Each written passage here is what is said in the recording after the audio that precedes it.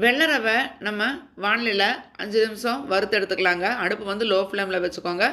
வறுத்த ரவை, வறுக்காத ரவை எந்த ரவையாக இருந்தாலும் சரி, 5 நிமிஷம் வறுத்தா போதும். அதுவும் வந்து அடுப்பு சிம்மில் வச்சுட்டு வறுத்துக்கோங்க.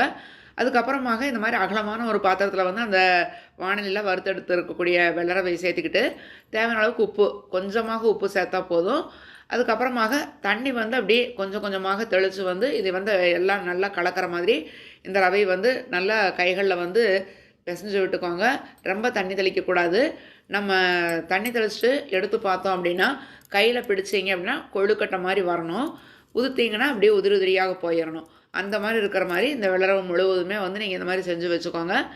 அதுக்கப்புறமாக இப்போது நம்ம டம்ளரு, ஒரு சின்ன கிண்ணம் ஏதாவது ஒன்றில் வந்து இந்த வெள்ளை ரவை கொஞ்சம், அதுக்கப்புறமாக தேங்காய் துருவல் அந்த மாதிரி சேர்த்துக்கோங்க. நான் வந்து கொழா புட்டு வைக்கக்கூடிய பாத்திரம் எங்கள் வீட்டில் இருந்தது. கொழா புட்டு வைக்கக்கூடிய இதில் வந்து நான் சேர்த்துறேன் பாருங்கள். கொஞ்சமாக நம்ம வெள்ளை ரவை வந்து அந்த தண்ணி, உப்பெல்லாம் சேர்த்து கலக்கி வச்சுருந்தோம் இல்லைங்களா, அது போட்டுட்டு அதுக்கப்புறமாக தேங்காய் துருவல்.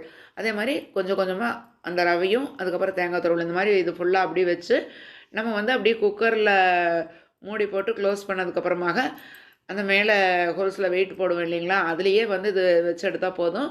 5 நிமிஷம் இருந்தால் போதும், சீக்கிரமாக வெந்துடும். குக்கரில் கொஞ்சமாக தண்ணி ஊற்றிட்டு மூடி க்ளோஸ் பண்ணி அதுக்கப்புறமாக இந்த மாதிரி செஞ்சு பாருங்கள். 5 நிமிஷத்தில் சூப்பராக வந்துருச்சு பாருங்கள். அவ்வளோ சாஃப்டாக இருக்குது.